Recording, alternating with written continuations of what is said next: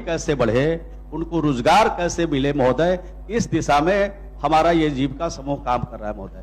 अभी मैंने पिछले इसी सदन में मैंने जवाब दिया था कि जो जीविका की दीदियां हैं हम उनको बकरी पालन की योजना से जोड़ रहे हैं, हम उनको पशुपालन की योजना से जोड़ रहे हैं, हम उनको कृषि कार्य से जोड़ रहे हैं। अभी जो तालाब जल डैश जीवन डैश हरियाली योजना में जो लिए हैं महोदय, उसमें तालाब का भी देख रेख और मत्स्य पालन के लिए हम लोगों ने काम दिया है। डेयरी चला करके सहरसा जिला में भी हमारे जीविका की दीदियां काम कर रही है महोदय। तो जीविका दीदियां अनेक जो गतिविधियां है महोदय उससे जुड़कर के काम कर रही हैं और ये सारा जो निर्णय है वो नीचे के लेवल पर जीविका की दीदियां करती हैं।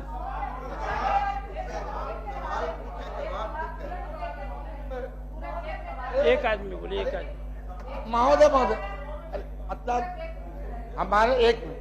हमारे मंत्री जी हमारे बहुत नजदीकी रहे हैं, इनसे भी हमने सीखा है, हमसे भी इन्होंने सीखा है, मगर हम ही को सिखा। अरे हमने स्पेशल, आप कह दीजिए हाँ या ना, मैटरनिटी लीव और स्पेशल लीव की जरूरत पड़ती है तो आप देंगे या व्यवस्था करेंगे? मैंने स्पष्ट जवाब दिया है माननीय सिद्दीकी साहब के प्रश्न के उत्तर में है, वो मेंटिलिटी लीव का सवाल उठा रहे हैं। कह रहे हैं महोदय कि जीविका की दीदियां पार्ट टाइम काम करती है महोदय। ये स्वयं सहायता समूह है और स्वयं सहायता समूह में जो लोग काम करते हैं, जब उनको इच्छा होती है तो काम करते हैं और जब इच्छा होती है कि घर का काम करें तो घर का काम करते हैं। और ये सब जो छुट्टी वगैरह लेने का जो प्रावधान है वो खुद अपने स्तर पर ग्राम संगठन और संकुल स्तर पर तय करती हैं। चलिए आगे बढ़िए। ये पूरा ही सवाल उलट जाए।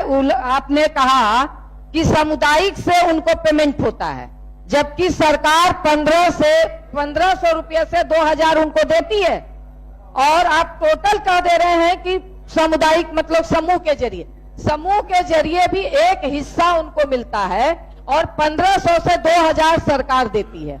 और दूसरा प्रश्न कि आप अंशकालिक काम कर रहे हैं, आप अंशकालिक का परिभाषा बता दीजिए कि अंशकालिक क्या होता है। एक महिला आपको 8 घंटे कोई समूह का संचालन बता दे मंत्री महोदय कि 8 घंटे आप जो इतना बड़ाई किए हुए हैं, ये जो मतलब मुख्यमंत्री जी का ड्रीम प्रोजेक्ट है और उसमें आपने जीविका के लिए इतना ज्यादा आप बड़ाई किए हुए हैं, कोई भी 8 घंटा के बिना उतना सारा काम कर दे